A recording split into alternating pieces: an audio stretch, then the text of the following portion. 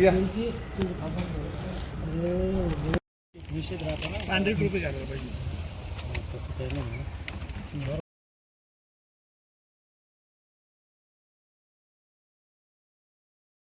आज तुम्ही जे इथे तिथं महानिरीक्षक साहेबांकडे आलेले तिथं निवेदन दिलेले काय सांगणार? दौलवडगाव तालुका आष्टी येथे एक 10-12 दिवसापूर्वी आमच्या समाजाचे प्रचारक गाडे महाराज यांचं घर, संग्रहालय आणि दुकान आणि साहित्य काही समाजकंटकांनी पेटून दिलं, रॉकेल टाकून आणि त्यांना बेघर केलं.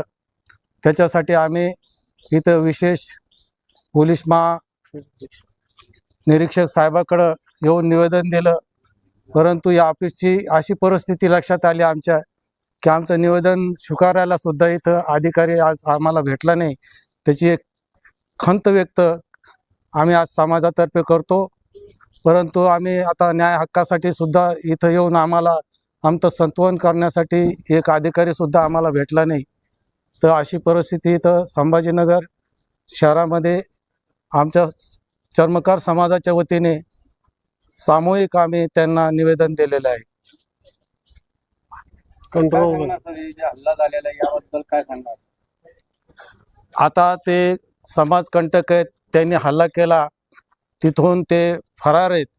ते फरार आरोपीला लवकरात लवकर अटक केली पाहिजे आणि गाडे महाराज यांना पोलीस संरक्षण दिलं पाहिजे.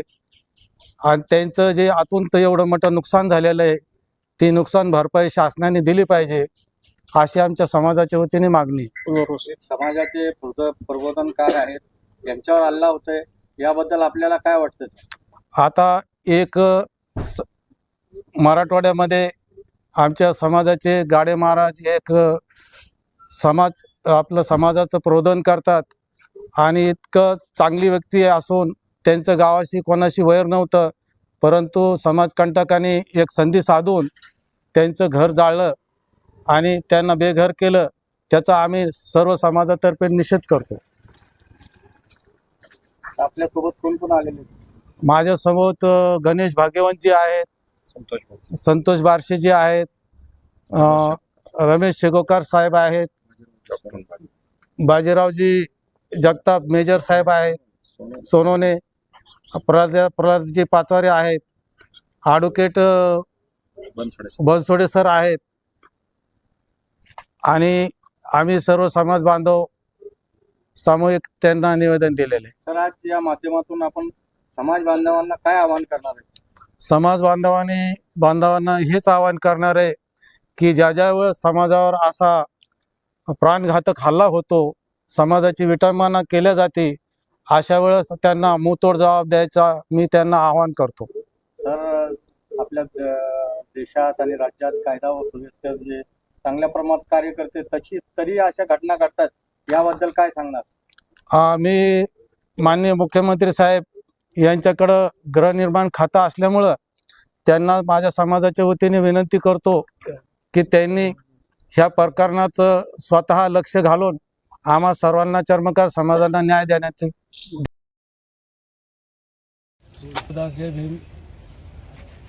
दौलवडगाव तालुका आष्टी जिल्हा बीड येथे 10-12 दिवसापूर्वी आमच्या समाजाचे गाडे महाराज यांचं संत रविदास ध्यान केंद्र आणि घर आणि दुकान काही समाजकंटकांनी जाळलं. याच्या निषेधार्थ आज आम्ही समाज बांधव विभागीय आयुक्त कार्यालय येथे निवेदन देण्यासाठी आलो. विभागीय आयुक्त कार्यालय येथे निवेदन देऊन आम्ही सर्व समाज बांधव एकत्र येऊन सामूहिक निवेदन दिलं.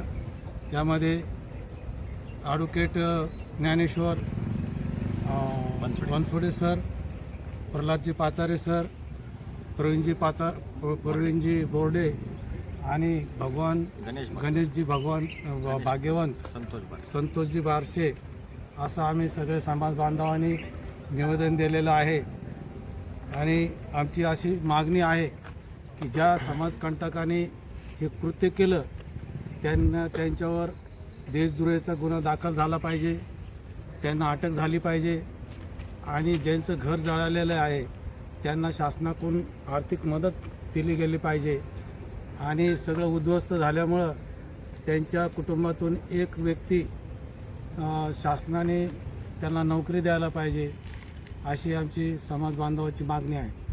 काय आश्वासन देण्यात आलं सर निवेदन दिल्यानंतर? निवेदन दिलं विभागीय आयुक्त कार्यालय इथे, तर साहेबांनी सांगितलं की आम्ही शासन दरबारी तुमचं निवेदन पाठवतो, शासनाला हे कळवतो आणि शासनाचं जे काही उत्तर येईल ते तुम्हाला आम्ही देतो, काय कारवाई झाली असं त्यांनी आश्वासन दिलं.